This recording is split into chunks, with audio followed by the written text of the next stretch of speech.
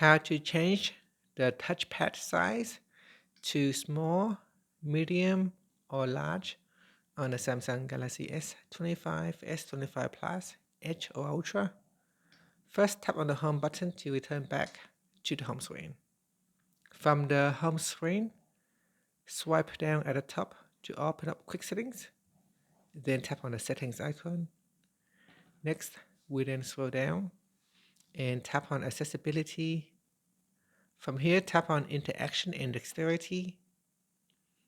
Now tap on the left hand side panel on assistant menu. Then we scroll down to the bottom and tap on touchpad and cursor control. Then in here, tap on touchpad size. And from the pop-up, you can choose between small, medium, or large.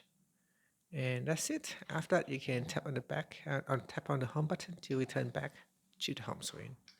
And this is the assistant menu here. And that's it.